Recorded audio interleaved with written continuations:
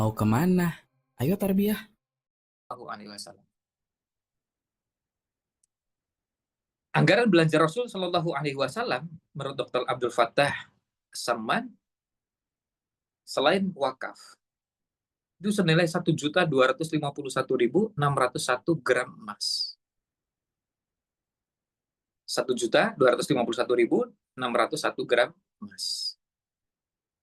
Nah, kalau harga emasnya ya kira-kira ya kita emas yang bagus ya.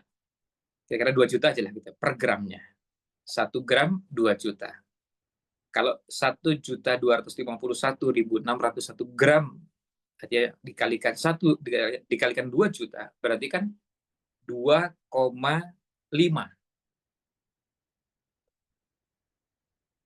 2,3 ya, maaf. 1,25 berarti 2,3 ya. 2,3 triliun. Artinya Nabi SAW punya anggaran pengeluaran sebanyak 2,3 triliun rupiah. Kira-kira. Berarti beliau ini sangat kaya. Nah, kita pelajari lagi. Dari mana itu sumbernya? Kemudian dari sumber kekayaannya termasuk juga dari mana beliau menyalurkan harta sebanyak itu. Untuk apa saja. Nah, ini kalau kita pelajari detail, akhirnya kita jadi belajar, oh ternyata Nabi SAW itu salah satu keahlian yang beliau miliki adalah kemampuan berbisnis. Bukan cuma ternak kami, tapi juga berdagang. Nah, nanti belajar tentang bagaimana cara berdagangnya Rasul Shallallahu Alaihi Wasallam. Itu bahasan berikutnya. Nah, itu baru bisa diteladani. Ya, kita lanjut ke berikutnya. Jadi kalau yang kedua tadi Hadyun Nabawi, tuntunan Nabi Shallallahu Alaihi Wasallam. Nah, yang ketiga suluk insani. Suluk itu artinya perilaku. Suluk itu artinya perilaku, bisa juga bisa tata krama, sopan santun juga bisa. Artinya perbuatan insani manusia. Maksudnya, kalau kita membangun rumah tangga, dan ini supaya kita melihatnya realistis, bahwa keluarga yang kita bangun dengan pondasi ada nizam ilahi, ada aturan ilahi, tapi juga ada hadyun nabawi, ada tuntunan Nabi SAW, tapi jangan lupa ada suluk insani, ada perilaku manusianya. Maksudnya perilaku manusianya ya kita ini. Kita sebagai suami, sebagai istri, ya inilah suluk insaninya. Maksudnya, bisa jadi kita sama-sama punya pemahaman tentang nizam ilahi, sama-sama punya pemahaman tentang hadyun nabawi, tapi pada saat terapan, itu bisa beda-beda. Bisa bedanya apa? Bisa bedanya karena ternyata tingkat kedewasaannya berbeda. Tingkat kematangannya berbeda. Tingkat penghayatannya berbeda. Tingkat kesabarannya berbeda. Tingkat yang lain. Ya. Kalau kita bicara tentang tata krama, sopan santun, maka kita akan melihat beda-beda. Nizam ilahinya sama, hadyun nabawinya sama, tetapi kalau sudah suluk insaninya bisa beda. Antar satu masyarakat dengan masyarakat lain bisa berbeda. Satu daerah dengan daerah lain bisa berbeda. Satu keluarga di kota yang sama dengan keluarga yang lain di kota yang sama berbeda. Bayangkan kalau seandainya ada di antara kita yang bapak ibunya sama-sama bekerja. Misalnya, yang gampang lah, misalnya bapak ibu sama-sama bekerja jadi guru di 2 sekolah yang berbeda. Maka bisa jadi pada saat proses sehari-hari, pagi hari, kita melihat suasana bapak berangkat ke kantor, ke sekolah, ibu juga berangkat ke sekolah, tapi berangkatnya sejak awal. Karena kalau jam 7 itu siswa masuk, jam 6.30 siswa sudah mulai ada yang berdatangan, berarti gurunya datang jam berapa? Kan begitu. Oh, berarti lebih awal lagi. Nah, ada yang begitu. Nah, dan nanti begitu kita sudah mulai menjalani seperti itu, beda sekali dengan rumah tangga yang bapak ibunya dengan profesi yang berbeda. Bapaknya bekerja di kantor, ibunya ibu rumah tangga. Itu kan berbeda. Anak belajar. Kalau dari keluarga pertama, anak bisa belajar, oh ternyata bapak dan ibu kalau sudah urusan makan sendiri. Ngurus sendiri-sendiri, karena apa? Sibuk-sibuk, semuanya sibuk dengan persiapan untuk berangkat. Ada barang-barang siapkan sendiri sejak malam, terus kemudian pagi itu sibuk dengan aktivitasnya karena apa? Ternyata berangkatnya ke arah yang berbeda. Sekolahnya berada di tempat yang berbeda, satu ke utara, satu ke selatan. Nah, ternyata pada saat makan di rumah, oh berbeda. Ternyata makannya masing-masing ngambil makan sendiri di dapur. Nasi ada di dapur juga, piring ada di dapur, ngambil sendiri. Nah, lalu kemudian bandingkan. Ya, bandingkan dengan ketika kita mendapati ada yang bapaknya bekerja, ibunya jadi apa? Ibu rumah tangga. Anak melihat, oh, itu caranya ibu. Ibu khidmat kepada bapak. Nyiapkan makan, nyiapkan minum.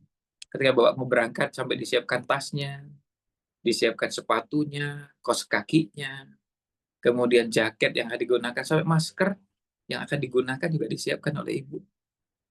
Untuk makan, itu sampai saya lihat bapak itu disiapkan makan oleh ibu, diambilkan nasi, lauk, sayur, dan ibu tahu persis takaran. Ibu tahu persis takaran yang diperlukan oleh siapa? Oleh bapak. Jadi bisa ngukur nasinya kira-kira segini, kemudian lauk, sayur, dan kira-kira yang disukai bapak itu apa. Oh ternyata bapak itu nggak suka pedas. Dari mana itu ilmu itu? Ya kita melihat langsung, nah itu namanya suluk insan. Itu sama-sama orang tinggal di kota yang sama, sukunya sama, adat istiadatnya sama, tapi ternyata berbeda pada perilaku di beberapa bagian. Ini punya dampak tentu. Nanti ke depan, bayangkan seandainya ada calon suami dan calon istri berangkat dari sukunya sama, daerahnya sama, kotanya sama, tapi suluk insannya beda.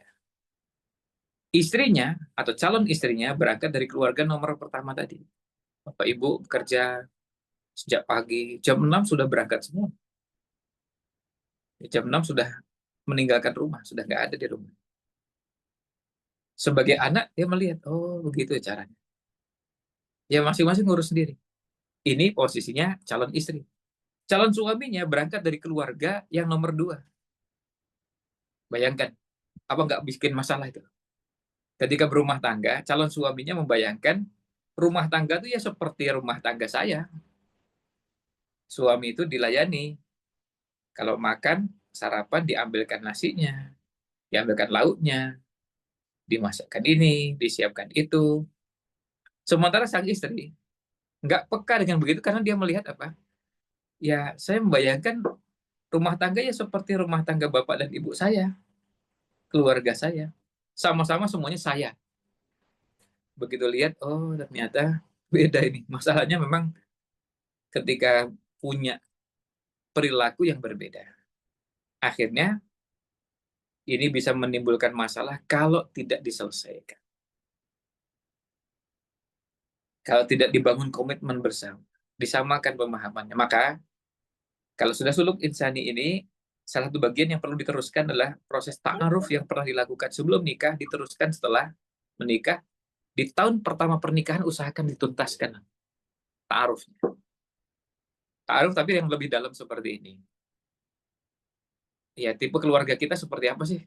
Oh, ternyata keluarga saya dan keluarga istri berbeda. Ya sudah, harus diselesaikan. Mau milih gimana nih? Supaya nanti jangan sampai bertengkar hanya karena masing-masing punya pemahaman yang berbeda. Yang kedua-duanya benar. Kedua-duanya tidak melanggar syariat. Ya, kedua-duanya tidak melanggar syariat. Artinya cara pertama benar? Oh benar. Bapak Ibu ngambil makan sendiri? Benar. Nggak ada syariat yang dilanggar. Atau bapaknya makan, ibunya yang nyiapkan. Mulai nyiapkan nasi, lauk, sayur, sendok, dan semua. Hanya untuk urusan makan saja sampai dihidangkan di depan bapak. Bapak nggak ngambil sama sekali. Benar nggak? Benar. Nggak ada yang salah. Nah, makanya nanti kalau kita berbicara tentang rumah tangga, kita harus belajar bahwa kita berbeda pandangan dalam beberapa hal itu biasa. Apalagi kita berangkat dari latar belakang keluarga yang berbeda. Apalagi kalau suami dan istri berasal dari latar belakang daerah yang berbeda, adat istiadat yang berbeda, bahasa berbeda, macam-macam berbeda, perlu penyesuaian. Dan itu bisa diselesaikan, bisa. Bahkan bukan hanya itu, antar negara, bukan cuma antar provinsi, antar negara bisa nggak? Bisa. Muhajirin dengan Ansor beda nggak? Oh beda. Dan itu Allah abadikan dalam Al-Quran. Sampai Allah abadikan dalam Al-Quran, bagaimana, ya mohon maaf, ini yang disebutkan dalam Al-Quran berkaitan dengan cara melakukan hubungan. Muhajirin dan Ansor punya cara yang berbeda. Maka cara yang berbeda itu kemudian apakah jadi masalah? Enggak. Ya diselesaikan. Salah satu caranya dengan komunikasi. Maka tips untuk membangun itu ada, selain ilmu juga perlu komunikasi yang baik. Sekarang kita lihat slide berikutnya. Kita geser ke halaman ketiga. Nah, keluarga itu kalau kita ingin memaknainya, dan ini kutipan ini saya ambil dari Ustadzana Satu Zaitun Rasmin, bahwa keluarga itu yang pertama ada unsur ibadah. Ibadah itu maksudnya apa? Kita sejak akad, bahkan sejak sebelum akad, namanya ta'aruf. Karena itu ibadah, kita menggunakan rambu-rambu syariat. Pakai pacaran nggak? Aduh, rambu syariatnya nggak membolehkan itu, maka nggak ada pacaran. Ta'arufnya boleh nggak? Ta'arufnya diajak berdua, boncengan, kemudian nanti ke pantai, ta'aruf di pantai. Oh nggak bisa. Ada rambu syariat yang mengatur. Ta'arufnya ada rambu-rambu yang mengatur, boleh nggak berduaan? Nggak bisa. Dan itu sejak ta'aruf, kemudian akad nikah, resepsi pernikahan, walimah, terus sampai dengan menutup usia. Jadi ketika punya anak, itu juga ibadah. Anak satu ibadah, anak dua juga ibadah, anak ketiga juga ibadah, anak 4, 5, 6, sampai berapapun, semuanya ibadah. Ibadahnya apa? Ibadahnya membangunkan anak, ibadahnya mandikan anak, ibadahnya menyiapkan alat sekolah untuk anak, ibadahnya ibadah, dan itu semua ibadah. Maka ibadah dalam keluarga itu ibadah terpanjang. Kalau sholat subuh berapa rakaat? 2. Berapa menit? Ya, kira-kira 5 menit lah selesai. Sholatnya aja ya. Tanpa zikir, tanpa ada qobliyah, tanpa ada macam-macam, ya cuma 5 menit insya Allah selesai. 5 menit selesai. Terus, ya sudah selesai. Pindah ke ibadah lain, zikir. Zikir sholat berapa menit? Ya, kira-kira 10 menit lah. Terus, kalau sudah 10 menit, ya sudah selesai. Kalau itu pagi, berarti ada zikir pagi. Berapa menit? Ya, mungkin setengah jam lah, atau 40 menit. Terus, ya sudah. Pindah lagi ke ibadah berikutnya. Baca Quran berapa menit? Ya, saya cuma setengah jam. Setelah itu, pindah ke kegiatan lain. Silakan. Silakan ini pilih. Nah, kemudian yang kedua, ibadah itu, nah, keluarga itu adalah kebahagiaan. Ini bahagia tadi yang kita sampaikan. Jadi, cara untuk mendapatkan kebahagiaan, salah satunya adalah dengan berkeluarga. Maka menjomblo itu bagian dari cara kita sulit untuk mendapatkan kebahagiaan. Atau kalaupun mendapatkan kebahagiaan, nggak bisa selengkap, sesempurna, sebanyak kalau kita berumah tangga. Ada kebahagiaan ketika suami atau laki-laki punya istri. Ada kebahagiaan bagi seorang wanita ketika punya suami. Ada kebahagiaan. Apalagi ketika itu ditambah lagi setelah suami dan istri berumah tangga, ada kebahagiaan yang bisa didapatkan dari proses perjalanan ke berumah tangga. Ada kebahagiaan berikutnya apa? Kebahagiaan berikutnya, kebahagiaan punya anak. Punya anak repot nggak? Oh ya repot. Tapi bahagia. Senang. Coba perhatikan ketika anak usia sebulan, 2 bulan. Rasanya ingin kita cium terus. 5 bulan ingin kita cium terus. Dan menyenangkan. Merepotkan nggak? Oh ya merepotkan. Bikin capek? Oh ya bikin capek. Tapi menyenangkan. Dan ada kebahagiaan. Anak pipis ya. Buang air kecil di kasur, di bantal, di ini, di itu. Biarlah. Itu ya kita melihatnya biasa aja gitu. Ini bukan sesuatu yang dahsyat yang kemudian sebagai musibah besar nggak, biasa aja. Anak ngompol ya biasa. Anak buang air besar di kasur, usianya baru 2 bulan, 3 bulan, biasa lah. Itu masalah sepele itu. Dan ada kebahagiaan tersendiri ketika anak itu sudah mulai tumbuh, tambah lagi. Dan sampai-sampai kalau nih seorang suami, seorang ayah pulang dari tempat kerja, sampai di rumah, capek, lihat anaknya di usia seperti itu. Anaknya tidur atau anaknya bangun, anaknya belajar merangkak, anaknya belajar berjalan, kemudian anaknya mulai belajar mengucapkan bi, maksudnya abi, tapi terbata-bata, mengucapkannya belum fasih, belum jelas. Ada kebahagiaan, itu senang sekali. Kita menikmati itu. Terus nanti anak setelah 2 tahun, 3 tahun mulai lucu, 4 tahun, semuanya itu kebahagiaan. Bahwa kebahagiaan itu kadang ditempuh dengan sesuatu yang berat, iya. Loh, jangankan berumah tangga, sekarang kita lihat ada orang cari cari kebahagiaan atau cari kesenangan dengan cara misalnya manjat tebing, ya enggak? Ngapain tuh manjat-manjat? Udah jalan yang biasa aja, jalan yang lurus gitu. Ini ngapain kok manjat-manjat gitu? Bagi mereka, oh enggak, ini ada kepuasan tersendiri. Manjat, dan ketika manjat hampir jatuh. Nah, itu malah justru jadi bahan cerita ketika ketemu teman-temannya. Saya pas begini tuh, ya ceritakan bagaimana hampir terpleset, hampir jatuh, dan seterusnya. Itu jadi kebahagiaan. Sama juga dengan naik motor, naik mobil, pembalap itu. Senang itu kalau balapan, ya kemudian ada jenis balapan tuh yang jalannya siksa. Belok kanan, belok kiri, motor dimiringkan, kemiringan sekian, kemudian setelah itu belok lagi ke arah yang berlawanan. Itu kayak balap motor yang Formula 1, F1. Itu kan begitu modelnya. Itu ngapain kok bolak-balik, belok ini belok lagi. Kok nggak sekalian lurus aja gitu. Oke, itu malah justru kenikmatannya di situ. Kenikmatannya ketika memiringkan motor ke sebelah kanan, ke sebelah kiri, itu ada kenikmatan. Seneng itu.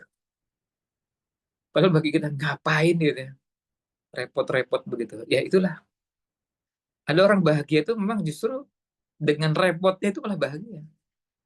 Naik motor itu, kalau pembalap motor yang Formula 1, itu kalau lurus saja itu nggak menarik itu. Itu nggak seru itu kalau cuma lurus saja. Coba Formula 1, nggak ada yang arenanya itu lurus terus dari awal sampai akhir, ya dari start sampai finish lurus. Enggak, justru kenikmatannya adalah kalau belok kanan, belok kiri lagi, membalikkan, kemudian ya memindahkan motor. Tadinya motornya miring ke kanan, jadi miring ke kiri, setelah itu miring ke kanan lagi, dengan kecepatan tertentu, nyusul ketika di tikungan, itu malah justru jadi bahan untuk diceritakan. Dan ketika berhasil menyusul ketika di tikungan, wah itu rasanya ada kepuasan yang luar biasa. Nah, sama dengan berumah tangga. Jadi, inilah cara pandang yang perlu kita samakan. Kalau kita bicara tentang rumah tangga, ya jangan dibayangkan rumah tangga tuh bahagia, maksudnya nggak ada kesulitan. Nah, itu salah. Nah, ini makanya tadi kita ingin mendudukkan tips dalam memahami rumah tangga bahagia. Ya, ada hal-hal yang kadang-kadang dirasakan berat, dirasakan sulit, capek, melelahkan, itu bagian dari proses. Ya, sama seperti tadi, ada yang panjat tebing, kemudian ada yang naik motor, kemudian ada yang pakai tantangan-tantangan yang luar biasa. Kan sekarang orang senang tantangan-tantangan baru. Tantangan baru yang tantangan itu eh, misalnya eh, naik kendaraan seperti di beberapa arena permainan. Itu sampai posisi kepala di bawah gitu. Karena kendaraannya berputar ya 180 derajat dan membentuk lingkaran yang kemudian itu eh, dinikmati sambil duduk dengan kecepatan tertentu. Dan sampai ngeri itu. Nah, itu malah justru dianggap menyenangkan. Nah, kenapa orang kok cari itu? Nah, kita ini kalau berumah tangga nggak usah cari-cari, itu sudah ada. Dan tinggal dijalani aja. Makanya cara pandang yang perlu kita luruskan. Cara pandangnya bagaimana kita menikmati itu. Jadi melihat anak ngompol, melihat anak nangis, melihat itu biasa aja. Jadi bukan lalu jadi tegang, kemudian jadi marah-marah, berisik tuh. Ya justru yang menarik itu adalah suara tangisan anak itu. Itu suara yang menyenangkan bagi seorang bapak dan ibu. Ya nanti ditangani, nangis, oh ternyata nangis itu karena memang dia baru digigit nyamuk. Nangis karena ternyata suhu badannya, nangis karena apapun itu. Ya kita jalani. Itu bagian dari proses. Ya. Sekarang kita pindah ke slide berikutnya. Oh ya maaf, yang perjuangan. Kalau perjuangan ini bagi kader tentu harus melihat nanti untuk yang perjuangan kita bahas di belakang aja biar kalian membahas 3M nanti. Ya, berikutnya kita lihat ke slide berikutnya. Nah, kita juga mengenal ada yang namanya ketahanan keluarga. Jadi, ketika kita bicara keluarga bahagia, jangan dibayangkan keluarga bahagia itu tanpa masalah. Itu hanya ada di alam mimpi. Dan hanya ada di alam mimpi bahwa keluarga tanpa masalah itu nggak pernah ada dalam kehidupannya. Rumah tangga Rasul SAW ada masalahnya? Ada. Rumah tangga sahabat juga ada. Tinggal masalah itu besar atau kecil, ringan atau berat, banyak sedikit, berulang-ulang apa tidak. Nah, cuma itu aja. Cuma itu aja. Ya, tapi banyak sedikit atau kemudian berat, ringan dan seterusnya itu kan itu hanya cuma kenapa? Masalah yang sudah pasti ada. Dan rumah tangga bahagia itu justru ketika ada masalah berhasil menyelesaikan masalah. Nah, itu bahagia. Nah, ketahanan keluarga adalah ketika keluarga dapat menjalankan fungsi-fungsinya. Fungsi-fungsi keluarga. Ada, kalau mau detailnya lagi, peran, tugas, dan fungsi. Serta bisa survive menghadapi tantangan dan ujian. Kalau bisa bertahan menghadapi tantangan dan ujian, maka dia akan lebih siap, lebih bisa menghadapi tantangan berikutnya, dan dia ketika bisa bertahan, itu menjadi sumber kebahagiaan. Jadi makanya kalau kita menghadapi masalah rumah tangga dan bisa diselesaikan, itu membahagiakan. Makanya kenapa dalam kehidupan rumah tangga ketika ada masalah, selesaikan. Ada masalah, selesaikan lagi. Masalah, selesaikan. Tiap hari ada masalah. Kan tiap hari ada masalah. Cuma masalahnya besar, kecil, ringan, berat, berulang-ulang apa tidak. Contohnya misalnya, tiap hari kepala rumah tangga harus memberikan nafkah kepada keluarganya. Ar-rijalu qawwamuna 'alan nisa. Dan secara khusus disebutkan dalam Al-Qur'an dengan di ayat tersebut, kenapa suami itu qawwam? Karena wa bima anfaqu min amwalihim. Kan ada yang mereka nafkahkan dari harta mereka untuk siapa? Keluarga. Ini harus dibantu, ini harus diberi, harus disalurkan. Nah, itu keluarga. Wa bima anfaqu min amwalihim. Nah, keluarkan. Ya, terus besok keluarkan lagi. Besok cari lagi, keluarkan lagi. Ya begitu. Itu masalah nggak? Ya kalau mau dibilang masalah, ya masalah. Tapi masalah ringan atau berat, ya biasa aja. Memang yang namanya suami, namanya ayah, ya memang tugasnya mencari nafkah. Itu kewajiban yang harus ditunaikan. Ya biasa aja, tinggal cari nafkah apa bentuk kerjaannya. Nah, itulah yang lalu diserius. Nah, ini ketahanan keluarga, sehingga kalau kita bicara tentang ketahanan keluarga, ketika keluarga bisa menjalankan semua fungsi-fungsinya, suami menjalankan fungsinya, istri menjalankan fungsinya, sehingga bisa survive menghadapi tantangan dan ujian, nah itu baru bahagia. Jadi, kalau kita berumah tangga, jangan dibayangkan berumah tangga itu tanpa masalah. Jangan. Kalau itu yang muncul, bahaya. Karena apa? Karena kita nggak siap menghadapi masalah. Lebih baik dari awal kita pahami dan kita yakini bahwa kita harus siap dengan masalah. Rumah tangga itu ada masalah. Masalahnya banyak, sedikit, itu masalah. Tapi rumah tangga itu pasti ada masalah. Masa rumah tangga Rasul SAW yang sudah sehebat itu, sebaik itu, sesempurna itu, ada masalah. Pernah nggak suami istri marah, istri atau istrinya marah? Iya, pernah. Baca rumah tangga Rasul SAW, kita dapati Pernah Nabi SAW yang marah, pernah istrinya yang marah. Oh, berarti bisa juga ya? Iya bisa. Ya. Cuma kan masalahnya gini, masalahnya. Nah, kalau Nabi SAW nggak sering-sering marah, nah itu kan gitu. Kalau sekarang, ya orang sekarang nih kadang-kadang sering marah. Nah itu yang jadi masalah. Kalau terlalu sering, terlalu banyak, ibarat gini, bumbu ya. Ke makan itu ada bumbunya itu enak, tapi bumbunya jangan banyak-banyak. Kalau terlalu banyak bumbunya daripada makanannya, itu bisa jadi rasanya kayak karena terlalu banyak. Kalau kita masak nasi goreng, ada bumbunya itu enak, tapi jangan banyak-banyak. Lebih banyak nasinya atau bumbunya? Lebih banyak nasi. Bumbu ada, tapi bumbunya ya secukupnya. Jangan banyak-banyak. Kalau bumbunya lebih banyak daripada nasinya, aduh, rasa nasi gorengnya hilang. Kita nggak menikmati. Demikian pula yang lain. Ya. Berikutnya, kita lihat pada slide berikutnya setelah tadi masuk ke ketahanan keluarga. Ya, kita lihat di pada slide selanjutnya, bisa digeser. Ya, bisa geser ke halaman berikutnya.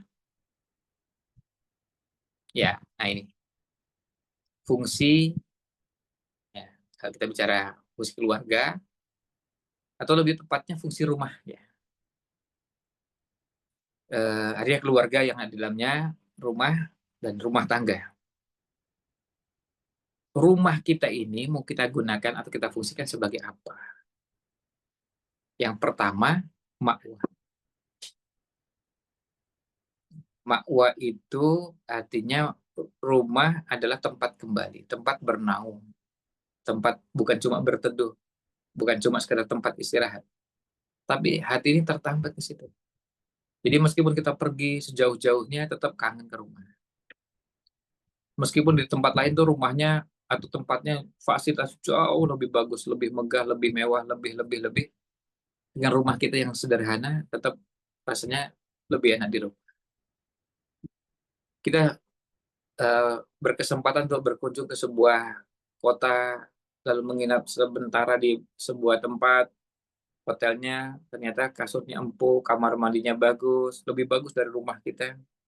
Tapi ya gitu aja. Sehari, 2 hari ya bisa. Tapi kita nggak betah ya.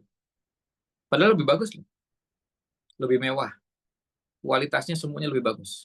Dindingnya lebih bagus, lampunya lebih bagus, kasurnya lebih bagus, sampai kamar mandinya lebih bagus, lebih bersih, lebih. Tapi tetap kita merasa, ya rumah kita lebih kita rindukan. Nah, itu namanya makwa. Nah, salah satu PR kita adalah bagaimana membuat semua betah di rumah. Nah, itu. Makanya semua kita berusaha gimana caranya membuat semua anggota keluarga betah.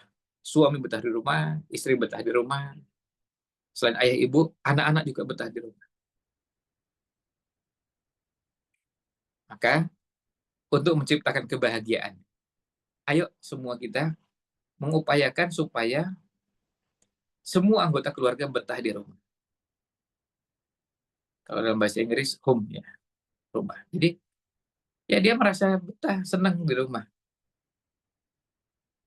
Kadang-kadang ditanya apa ya? Ya pokoknya ada rasa, ada sesuatu yang mau beda. Yang membuat betah itu sebetulnya bukan fasilitas, kan? Yang membuat betah itu adalah anggota keluarga yang menjadikan semua keterbatasan yang ada di rumah itu menjadi sesuatu yang terasa indah, terasa nikmat. Dan kita juga kadang mendengar ada orang tua yang sudah berusia lanjut dan tinggal sendirian. Misalnya ada ibu, usianya sudah 85 tahun, diajak oleh anaknya pindah ke kota lain. Anaknya sekarang sudah secara ekonomi sudah lebih mapan, rumahnya jauh lebih bagus, kalau perlu 100 kali lipatnya. Mewahnya luar biasa, bagusnya luar biasa, mengkilapnya luar biasa, terus dan pokoknya bagusnya nggak mungkin nggak bisa dibandingkan dengan rumah ibunya yang sederhana di kampung, dengan semua keterbatasan. Tapi kenapa kok ada ibu yang diajak pindah ke tempat yang jelas lebih bagus, jelas lebih mewah, lebih canggih, lebih, tapi nggak mau. Memilih tetap di kampung. Kenapa itu? Kalau di kampung susah deh. Masak aja pakai perlengkapan dan peralatan yang sangat sederhana, pakai kayu bakar, cari dulu kayu juga nanti di sini, di situ. Kemudian alat masaknya juga tradisional. Sementara kalau di rumah anaknya, itu semuanya digital. Kan jauh tradisional dengan digital. Nah, yang satu tinggal tekan tombol, ini masih ngambil dulu api, ngambil dulu kayu bakarnya, kemudian nanti nyalakan, dan prosesnya lama. Tapi kenapa? Kok ada orang yang milih untuk bersama atau tinggal di rumah yang tadi sederhana sekali. Nah, itulah namanya makwah. Jadi dia merasa bahwa rumahnya itu tempat yang paling dirindukan. Dia betah di situ. Yang membuat betah itu apa? Orang-orang yang ada di situ. Nah, kalau yang orang yang ada di situ sudah nggak ada, kenangan yang ada di situ yang membuatnya betah. Saya berkesan sekali di rumahnya. Dulu sempat saya begini, saya begitu, ceritakan oleh A sampai Z. Itu menyenangkan, membahagiakan. Nah, itu yang pertama, makwah. Yang kedua, madrasah. Mari kita jadikan rumah kita sebagai tempat belajar. Tempat belajar itu bisa maknanya belajar kita ngaji, belajar bareng, belajar sama-sama. Misalnya ada di keluarga ada program, ayo kita baca hadis ya. Nah, baca eh, kalau kami dulu pernah mengkhatamkan Bulughul Maram di rumah bersama keluarga. Eh, Bacanya bisa gantian, yang baca anak nomor sekian, baca terjemahnya, seterusnya. Itu semua bisa menjalani itu. Dia bisa membaca dan bergiliran, terus belajar. Misalnya yang ngerti menjelaskan. Nah, itu madrasah. Tetapi harus dipahami, madrasah tidak boleh dipersempit dengan makna seperti itu saja. Karena belajar yang dimaksudkan di situ bisa maknanya adalah belajar juga ilmu-ilmu yang menjadi bekal kehidupan. Misalnya anak perempuan belajar sama ibunya bagaimana cara memilih sayur-sayuran. Sebelum belajar ngiris-ngiris, sebelum belajar motong-motong. Belajar apa? Belajar milih. Milih sayur-sayurannya gimana? Oh, begini cara milihnya. Kalau milih tomat, perhatikan bagian ini dan itu. Kalau milih bawang, begini. Cara ngiris bawang, begitu. Kok beda-beda sih? Ya, lah memang beda-beda. Ngiris buah ini, buah itu, sayur ini, sayur itu. Ya, itulah ilmunya. Ya, gimana belajarnya? Ya, belajar langsung. Di mana itu tempatnya? Madrasahnya di mana? Di dapur. Madrasahnya di mana? Di dapur. Dan begitu di dapur belajar hal-hal seperti itu, anak di usia-usia tertentu akhirnya sudah punya kemampuan yang baik. Bisa melakukan ini dan itu. Nah, ini juga saran pada semua ikhwan akhwat sekalian, Ustaz-Ustaz ya. Kalau bisa punya kurikulum di rumah. Meskipun kurikulum itu tidak harus detail seperti kurikulum di sekolah ya, pakai ada indikator, kemudian ada apa ya, kalau dulu namanya TIU, TIK dan seterusnya, nggak harus sampai sedetail itu. Tapi begini, paling tidak tuh kita punya hal-hal yang menjadi nilai-nilai yang akan kita ajarkan kepada anak. Kira-kira apa? Misalnya gini, saya dulu terinspirasi dengan salah seorang yang pernah menulis buku. Dan beliau menceritakan bahwa semua anak saya yang usianya kelas 5 SD sudah bisa masak nasi goreng. Nah, jadi bilang, wah ini menarik nih. Jadi kurikulum ini. Ya, ini saya juga melakukan hal yang sama. Meskipun pada detail-detailnya ada yang berbeda. Artinya, semua anak saya yang kalau sudah kelas 5 bisa masak nasi goreng. Jadi kalau saya misalnya ingin nasi goreng, saya bisa minta tolong anak yang kelas 5. Apalagi kalau udah kelas 6 berarti pasti bisa. Karena kelas 5 sudah bisa. Belajarnya di mana ya sebelum kelas 5. Jadi kan kelas 3, kelas 4. Lihat dulu nggak apa-apa. Pas tahap awal tuh lihat ibunya lihat uminya masak, gimana sih masak nasi goreng? Nasi goreng. Apa nasinya digoreng, terus bumbunya kapan masukkannya? Nah, itu ilmunya ya di dapur tuh. Itu namanya madrasah. Jadi akhirnya kita punya kurikulum. Kurikulumnya bisa beda-beda tadi. Kurikulumnya misalnya setiap kurikulum ya pokoknya anak-anak kelas 5 SD sudah bisa masak nasi goreng. Kelas sekian punya bisa ini, bisa itu. Nah, itu kurikulum pribadi, kurikulum rumah tangga yang setiap kita bisa beda-beda. Tentu eh, ikhwan akhwat sekalian bisa punya program yang berbeda dalam dalam hal ini. Misalnya mendetailkan pada keterampilan-keterampilan hidup lainnya. Tapi intinya, ayo jadikan rumah itu sebagai madrasah sehingga masing-masing bisa bikin kurikulum. Ketika kita membaca hadis, Nabi SAW menceritakan kepada kita bagaimana mereka, para sahabat dididik oleh Nabi SAW menjadi generasi terbaik. Sampai beliau bersabda, Sallallahu Alaihi Wasallam, khairun nasi qarni, thumma ladina yalunahum, thumma ladina yalunahum. Bagaimana mereka menjadi generasi terbaik? Gimana itu caranya? Jadi generasi terbaik. Nah, kita ingin seperti itu. Oh, begini caranya. Nah, dari situ juga kita ingin melahirkan, dan itu di mana? Di rumah kita. Mungkin kita nggak bisa sehebat para sahabat, tapi ya paling tidak punya kurikulum lah. Paling tidak kita ingin seperti, gitu ya. Ingin seperti sahabat. Nggak bisa, ya itu wajar lah kita punya keterbatasan ini itu. Tapi kalau kita punya kurikulum, punya target, itu akan berbeda dengan yang nggak punya target. Yang nggak punya kurikulum sama sekali dan di kepalanya nggak ada apa-apa, nggak ada ide, nggak ada gagasan, nggak ada keinginan untuk punya sesuatu. Maka ayo dijadikan rumah sebagai madrasah. Dan ini sekaligus titip kepada para abah, para ummahat, tolong didik anak-anak kita di rumah dan masing-masing dengan semua bekal yang bisa ditanamkan. Bekal iman, ajarkan. Bukan keterampilan hidup, ajarkan. Apa saja yang mesti diajarkan, ajarkan. Kalau kita bisa, sekarang gini, semua kita bisa Al-Fatihah. Ajarkan Al-Fatihah. Supaya apa? Supaya nanti pahala yang didapatkan oleh anak ketika baca Al-Fatihah juga pahala untuk kita. Karena kita yang ngajar. Anak saya bisa Al-Fatihah karena saya ngajarkan misalnya begitu. Maka saya dapat pahala setiap kali anak baca Al-Fatihah, saya dapat pahalanya. Karena saya ngajarkan.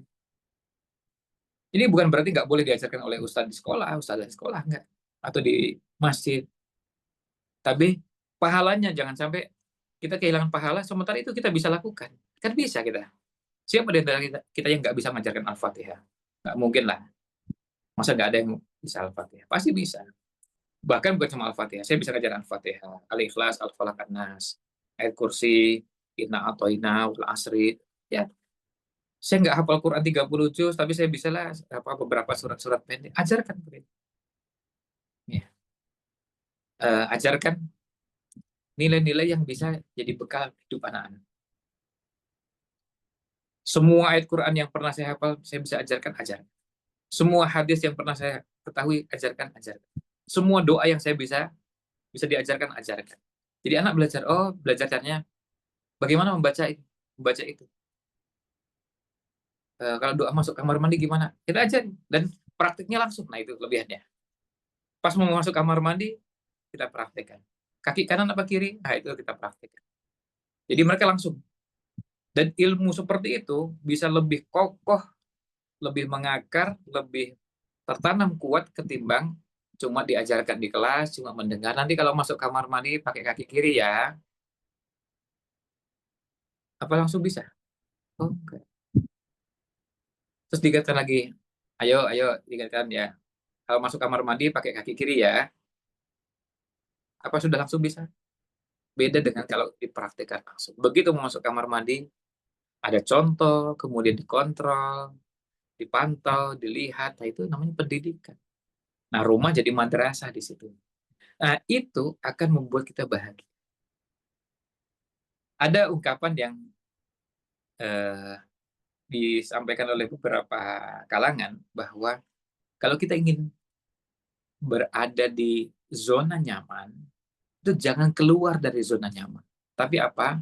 Perluas zona nyaman. Dengan cara apa kita belajar? terus mau belajar, belajar, belajar, akhirnya apa? Zona nyamannya semakin luas. Kita kan nyaman karena apa? Karena banyak hal yang kita pelajari, kita bisa praktekkan, kita ajarkan. Maka kita senang nanti suatu saat ketika lihat anak, alhamdulillah, Al-Fatihahnya sudah bisa, belajar, alhamdulillah sholatnya sudah bisa, alhamdulillah wudhunya juga sudah bisa, alhamdulillah. Kita senang, senang dengan hal-hal seperti itu. Senang dengan hal-hal seperti itu karena apa? Karena kita bisa mengajarkan sesuatu yang kelak menjadi bekal hidup mereka. Selain yang berhubungan dengan tuntunan syariat pada ibadah, seperti ibadah mahdoh, namanya wudhu, tayamum, mandi, sholat, ini dan itu. Tapi juga tadi keterampilan hidup. Ajarkan anak pakai pakaian, tuntunan yang ada dalam syariat, ada hadiyun nabawi yang pernah kita dapatkan. Oh, pakai baju itu, kalau baju seperti ini, tangan kanan dulu baru yang kiri. Oh, gitu. Terus, nah, begitu, belajar terus. Oh, ternyata kalau melepas itu justru kiri dulu baru kanan. Kalau pakai jaket, oh iya, jaket juga melepasnya kiri dulu baru kanan. Itu kalau cuma teori, dihafal, itu insya Allah hilang. Susah diharapkan. Kalau cuma dihafal dan sampai di situ. Tapi kalau dipraktekkan, insya Allah nggak hilang. Ya. Nah, ini yang namanya madrasah. Dan yang terakhir, markas. Rumah sebagai markas itu artinya tempat-tempat pembinaan untuk basis-basis perjuangan. Itu yang namanya rumah. Jadi, kita melakukan pembinaan dan basis-basis pembinaannya di mana? Di rumah itu. Rumah itu jadi tempatnya. Kita melatih. Kenalkan kepada mereka banyak hal. Sekarang dalam momentum misalnya ketika kita melihat peristiwa-peristiwa di Gaza, ceritakan kepada anak, tunjukkan, lalu bagaimana respon mereka. Bagaimana respon mereka. Kemudian pada saat itu juga kita masukkan nilai-nilai perjuangan. Yang tadi kita sampaikan di awal ada perjuangan. Nah, di sini rumah jadi markas. Dia siap untuk berjuang. Dan sebelum itu, salah satu bagian pentingnya adalah keteladanan. Nanti dalam slide yang ada ini, mohon maaf karena waktu yang terbatas, saya nggak bisa mengulas lebih detail tentang teladan. Tapi yang namanya keteladanan itu penting dalam kehidupan. Biarkan mereka lihat kita. Dan anak belajar dari rumah, dan fungsi rumah sebagai markas, anak belajar dari rumah melihat bapak, melihat ibu. Melihat apa? Aktivitas yang dikerjakan dari rumah dan berhubungan dengan dakwah. Lihat abinya, uminya, ada Zoom. Zoom-nya bahas apa ini? Bahas ini, bahas itu. Terus mendiskusikan ini, mendiskusikan itu. Cerita pada anak. Tadi ini bahas ada rencana mau membebaskan lahan. Lahan untuk apa? Lahan nanti untuk sekolah. Mudah-mudahan nanti ya mendoanya ya, mendoanya enak. Ya, kita sampaikan supaya mereka tahu bahwa kita ini bukan main-main. Kita ini ngerjakan sesuatu yang kalau bilang kerjanya berat, capek, pusing. Ya, tapi itulah pilihan karena ini sudah jadi pilihan hidup sejak awal yang kita ambil sebagai tempat perjuangan. Kalau mau santai-santai bukan di sini tempatnya. Nanti kalau sudah di surga, mudah-mudahan Allah masukkan kita semua ke surga, nah baru santai-santai. Nah di situ ya, seperti kata Imam Ahmad. Ya, Imam Ahmad ketika ditanya, mata roha, beliau menjawab, indah awali qadamin tadawuha fil jannah. Ketika kakimu yang pertama kali itu menginjak kaki ke surga, kakinya pertama kali menginjak ke surga itulah namanya istirahat. Nah di sana sudah nggak ada lagi capek-capek seperti sekarang. Ada sholat malam, kemudian padahal ngantuk itu. Seharian ada kerjaan, tapi harus sholat malam juga.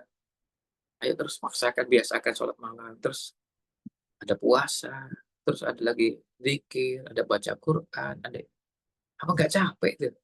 Ya karena memang kita mengejar tadi, mengejar kebahagiaan dan mengejar kenyamanan kapan di surga itu. Makanya kita mengejar itu. Nah, sementara itu yang bisa kami sampaikan, saya rasa ini biar ada waktu juga untuk dialog, untuk tanya jawab, ya sekitar 15 menitnya. Selanjutnya saya kembalikan ke moderator. Demikian. Baik, Ustaz. Syukron wa jazakumullah khair atas materinya, Ustaz. Kami baca pantun sedikit, Ustaz. Ya. Langit senja penuh cahaya, tanda malam segera tiba. Ilmu yang disampaikan penuh bahagia dan makna, semoga jadi bekal menuju surga. Insyaallah.